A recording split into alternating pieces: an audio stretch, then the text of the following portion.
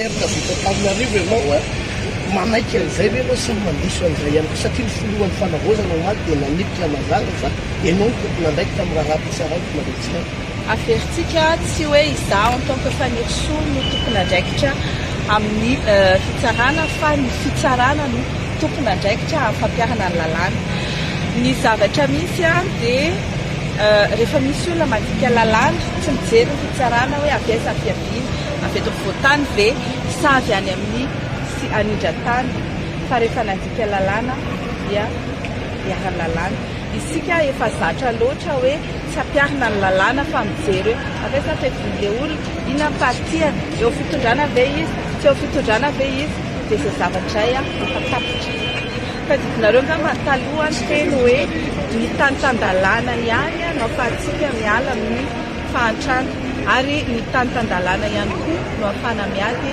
amin'ny kolokolo sy ny fanaparam-pahefana zavatra nisy dia misy tentative na fanonganam-panjakana teto izay natoloka efa nanomboka tamin'ireny fisamborana andry colonel Patrick Kibaré Yves Randria ifa ny anarany ary ny zavatra nisy dia misy renseignement BDB sy misy preuve marobe izay hitanay tao anatin'ny fanadihadiana n'ireny olo ireny dia hita fa mitohy tsy haiko raha hitanareo reny poto tapaka tany Antsirabe dia tapaka teto dia hita mihitsy eo amin'le toerana fa tsy misy tomobile hoe nandona ohatrany hoe nandona le moto na hoe nanao accident fa ohatrany hoe vandalisation fotsiny hoe acte de vandalisme ao anatin'le programme zareo nefa dia misy acte hoe tapahana ny jiro mba izy lakota tapahana ny rano mba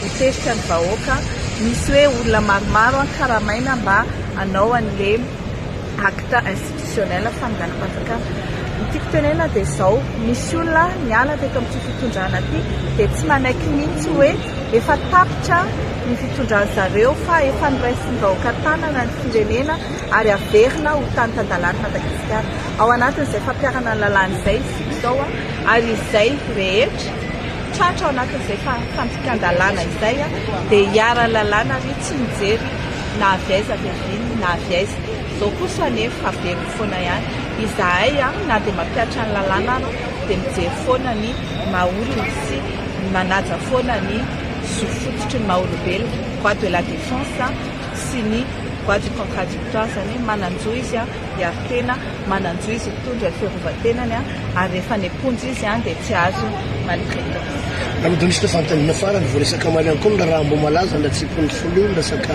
mbola misy singa any ivelany manahoana ny fanadihadiana ndraiky nyvotsika ny teny zao ny zavatra misy tetoko tamin'ny heritaona hitantsika tsara hoe misy analyse maromaro tokony nataony fitondrana teo aloha fa tsy nataony rehefa tonga teo amin'ny toerana izahay dia niezaka amin'izay hitady izay fomba hanaovana an'izany analyse sy mbola hitady ny ataontsika hoe ny marina amin'ny raharaha iny marina fa somary tsy azon'ny olona hoe maninona kay no mitraina fa hazavaiko tsara raha ohatra ny conclusion izay nomeny ny fitondrana teo aloha dia hoe misy olona mihaiko fa nanapoizina ary nisy poizina nataony teo Datura Belladonna dia raha ho taperitsika eo zany ny débat sy fanadihadiana dia ireny olona ireny zany no hoe nanapoizina dia le olona tompony anniversaire raha mety ho afaka satria izy zany anisan'le victime fanapoizinana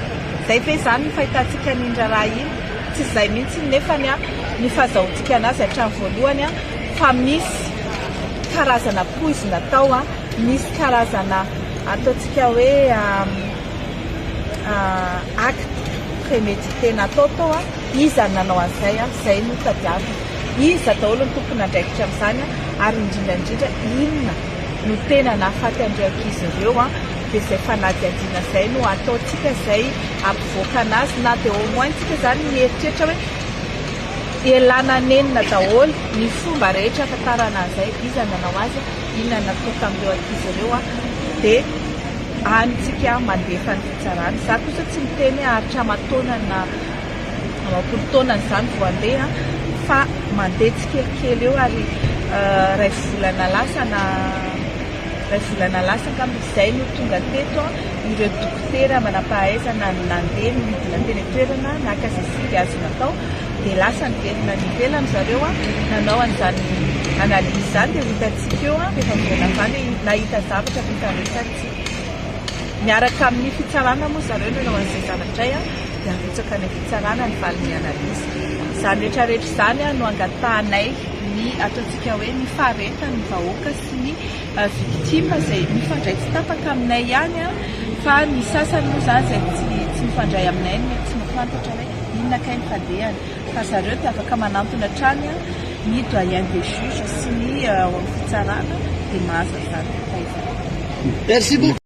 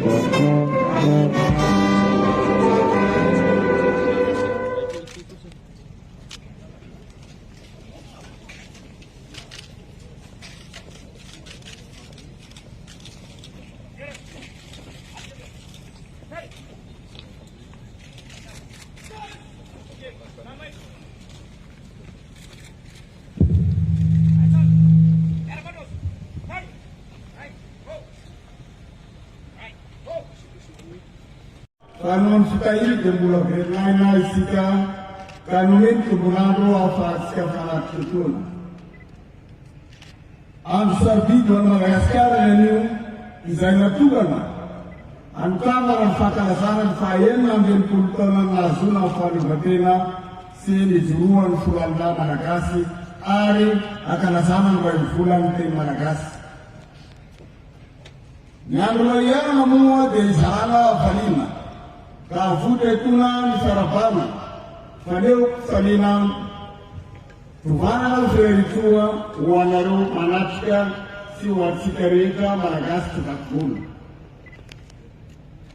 awana tufuna ndematua filuan fala wazana Republika Madagascar ni kolonel Randemir na Mikael kisai filo farpapun fulanda niarakan sketo ni Naniri yara kam sika kuizi leva ny fandaminana amin'andraikitra zay samy manandanja avokoa dia mampitondra ny telo filaritso sy fiarabana ho antsika malagasy manerana nosy ny tenany. Milaza miara-mahita raha milaza fa efa 19 taona sahady izao no nazon'ny Madagasikara ny fahaleovan-tena sy ny jorony volan'ny malagasy.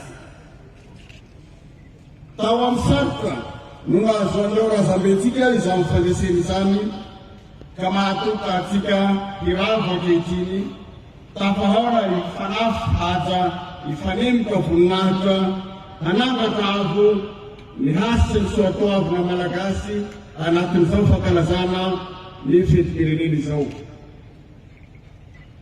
Fotoana manana lanjana eo amin'ny fiainam-pirenena ny fankalazana ny fahaleovan-tena Madagasikara sy ny foloalindahy. Ny farana ny firenena iray ny foloalindahy dia manamarika ny fianganana.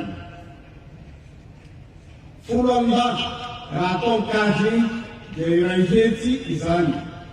Isa maro tokoa kanefa tsy mampivolo, mafitrika ary maneho ny hery sy mahizazy ny firenena iray. Tamin'ny fahaleovan-tena malagasy mametrahana azy satria fanamarinana ny fahaleovan-tena firenena ny fianganam-pirenena izany. Tsy vitsy ny olo-manga navoaka foloalindahy malagasy. Somaina amin'izany ny filohan'ny fanavaozana sy ny mpanolontsaina avony fanavaozana ankehitriny ary ny premier-ministre lehibe ny gouvernemanta koa azy. Anio ihany koa ny fotoana ny mboatsika fankalazana ny volan'ny teny malagasy. Arena mampiavaka ny Madagasikara ny fananany teny-tongana ahafahana mifandray amin'ny samy malagasy. Anisan'ireo firenena vitsivitsy manerana izao tontolo izao mampiasa teny iray iraisana isika. Zava-dehibe tokoa izany satria dia tsy manahinana ny malagasy avy amin'ny lafivalananosy ny mifankahazo sy mifanerasera handalana ny fihavanana. Tsy fidy ho an'ny firenena sasany ny melana ny fiteny vahiny mba hifandraisana. Raha manao jery-todika isika dia maro ny asa efa vita tao anatiny 19 taona taorian'ny nahazoana fahaleovan-tena. Tsy vitsy ihany koa nefa ny asa molina miandry.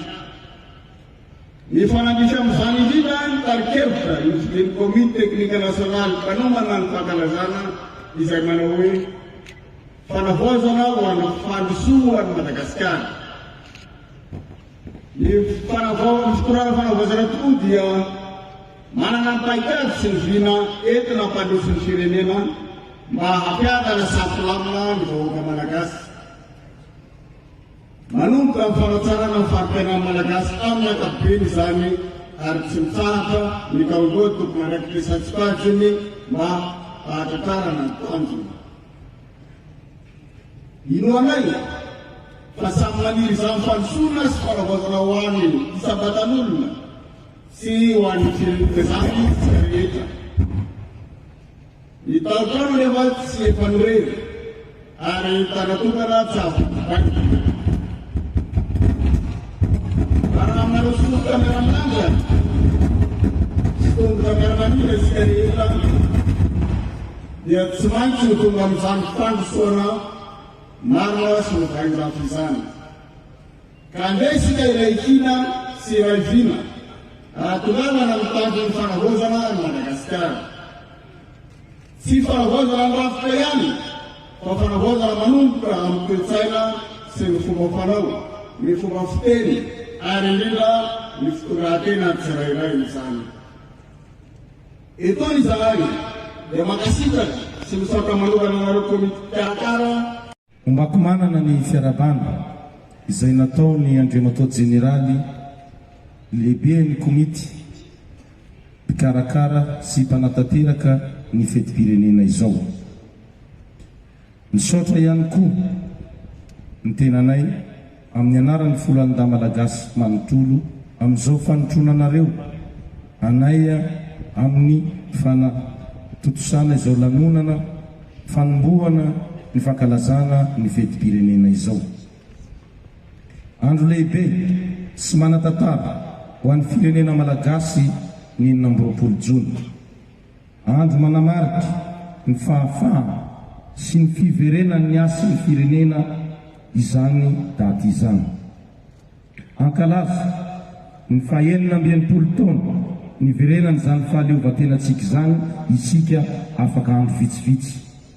Ary araka ny fandaminana dia nio no anokafantsika amin'ny fomba ofisialy ny hetsika rehetra ho fankalazana izany fahaleovantenantsika izany. Tsika sendrasendra no nazahoantsika n'izao fahaleovantena izany, fa nisy ny fahafoizantena sy ny ady mafy natrehan'ireo razambentsika sy ny mahery fo ny firenena. Ny ady ary nanolotra ny aina izy ireo mba nahafahantsika misitraka ny fahalalana sy ny fahaleovantena izay iainantsika amin'izao fotoana iainantsika izao. Niredareda tao am-pon'izy ireo ny fitiavan-tanindrazana, ary tsy ny salasala nanao sorona ny aina izy ireo ny ato amin'ny fahafahana sy ho an'ny fiandrianam-pirenena mba hahafahany taranaka faramandimby ho anana avo mamiratra lavitry ny geja sy ny jioba. Koa amin'izao fanombohana ny fankalazana ny fetim-pirenena izao dia tea mitona ny sainy tsirairay ny tenako aoka ho fitaratra sy ho modely ho raisy ny tsirairay ny fahaleovantena nasehon'ireo mahery fo ny firenena. Aoka iredareda ao am-pontsika hatrany izany fitiavan-tanindrazana nasehon'ireo razambentsika izany, mba ho solika mandrehitra ny fanahy ny herim-po hiady sy hifofotra ho an'ny fampandrosoana ny Madagasikara. Ny tara-kevitra no nraisina tamin'ity taona ity dia ny hoe fanavaozana ho an'ny fandrosoana any Madagasikara, izay mifanindran-dalana tanteraka amin'izao vanim-potoana iainantsika izao dia ny vanim-potoana ny fanavaozana. Tsy fehezan-teny fotsiny izany fa antso sy ainga ho an'ny rehetra hanavaosana mafy ny fitiavan-tanindrazana. Manentana ny rehetra mba hanavao ny toe-tsaina, hanavao ny fomba fijery, hanavao ny fomba fiasa ho an'ny fampandrosoana maharitra ny tara-kevitra raha laniny. Koa amin'izao fotoana izao hanehoantsika tsirairay ny tsara avy aminy ho an'ny firenena dia tsy mionona milasa isika fa mijery ny ho avy. Izany no antony hametrahantsika ny fanavaozana ho rantsana lehibe amin'izao tsingerin-taona 420 taona izao. Ny firaisan-kina ihany koa amin'ny mampitarika ny komity mpanomana ny fankalazana ny 24 Jona 2024 dia mamela ianareo izara fofoy ny momba ny hetsika rehetra hanamarika izany fankalazana izany. Ny fanavaozana ho an'ny fandrosoan'i Madagasikara no tara-kevitra no safidin'ny mpikambana, satria dia resy lahatra izy ireo fa raha te handroso isika dia mila miditra amin'izany fanavaozana izany. Ny lalan-tsaina nentina dia ny fitiavan-tanindrazana, ny firaisan-kina ary ny fanehoana ny maha malagasy. Arak'izany ary dia isy ny hetsika maro entina ankalazana ity fetim-pirenena ity. Ao ny ara-kolontsaina, isy ny ara-tsosialy, tsy ho adino ny fanatanjahantena, ny tanterahana ny ara-pinoana, ny fangataham-pitahiana ho an'ny tanindrazana, ampiseho ny fahaiza-manao ny hery fiarovana sy filaminana malagasy, ary isy ihany koa ireo fanentanana sy fanabeazana ho an'ny olom-pirenena. Tsy mora manao zavatra kanefa zavatra ihany koa raha mora. No izany komity tanteraka arak'izany ny hanolotra fotoana hampihetsika indray fitiavan-tanindrazana mifanaraka amin'izao vanim-potoana fanavaozana izao, ary izany dia atao anatin'ny filaminana tanteraka. Isaoran'ireo koratsaina ireo mpikambana ao anatin'ny komity mpanomana fa tena manao ny ainy tsy ho zavatra izy ireo, tena fitiavan-tanindrazana no nanosika azy ireo hiasa amin'ny fo sy fitiavana. Saotra betsaka sy mankasitraka ihany koa anareo manam-pahefana sy lehiben'ny androm-panjakana satria dia manohana sy mijery ary tsy misalasala amin'ny fanakalo hevitra ianareo raha toaka misy madilana ho tetenina. Tsinganina monokana amin'izany ianao Andriamatoa Minisitry ny Foralonda, filoam-boninahitry ny komiti-mpanomana. Eo ihany koa ianareo mpanolontsaina avy amin'ny fanavaozana ary indrindra Andriamatoa filohan'ny fanavaozana ny Repoblikan'i Madagasikara. Sitraka eto matoritopo Pahovaliana Ramatsiaro. Ankehitriny ary dia miantso ny firaitandrazana ny tenako ankalaza ny fetim-pirenena ao anatin'ny fahamendrehana fitiavan-tanindrazana sy filaminana. Tompokilahy sy tompovavy ny mihoatra ny feno ny raraka ary ny mihoatra ny voky maneva koa aleo hitsahatra amin'ny Azany fahenina ambin'ny taona ny iverenan'ny fahaleovan-tentsika eto Madagasikara. Efa ela angamba ny ainana tao anatina teritery tsy fahafahana indraindray dia ilay fiambona ho maha-malagasy aza dia very vokatry rehetra toa anaty fotoanany fanavaozantsika sao dia miavoatra amin'ny toe-tsaina dia very mpahaditsy andraikitra ny manamafy ny fanitarana efa nentsy ny tokona andraikitra rehetra teo dia ny anangana ny malagasy tsirairay avy ny sainam-pirenena. Mireare isika fa malagasy izandray moa no andrasantsika nandratra an'izany hoe hoe malalaka isika izao ary anatin'ny fanavaozana dia ny toe-tsaina koa vaozana dia ndao nangana saina daotsika rehetrarehetra. Ankoatran'izay eny amin'ny 20 Jona io fotoana io zany dia izay no nanentanana ny resaka fananganan-tsaina teo fa ho an'ny fizahantany sy asa-tanana manokana dia ny fahafolon'ny volana Jona ho avy izao ny andro iraisam-pirenena ho an'ny asa-tanana anasanantsika rehetrarehetra izany programa izany anehoana ny toerana misy ny asa-tanana eto Madagasikara. Ankoatran'izay dia anomboka ny 20 ihany koa 20 Jona hatramin'ny 20 Jona ny salon IPM sy HM dia anasana rehetrarehetra ao anatin'izay. Ny amaranako azy fotsiny araka ny fandraisana teo dia izay hoe nandalo zavatra be lehibe ny fiainan'ny firenena amin'izao fotoana izao ao anatin'ny fanavaozantsika eto Madagasikara. Izao zany no fotoana ampisehontsika ny fiambona fa malagasy isika na amin'ny alalan'ny fomba fiteny amin'ny alalan'ny fiakanjona efa nanentana ny filohan'ny fanavaozana ny Repoblika Madagasikara zany fa indrindra amin'ny alalan'ny fananganan-tsaina izay azo ny tokantrano rehetrarehetra atao dia manentana antsika mba hiaina tanteraka an'izany fahenina ambin'ny taona ny firenenan'ny fahaleovan-tena izany.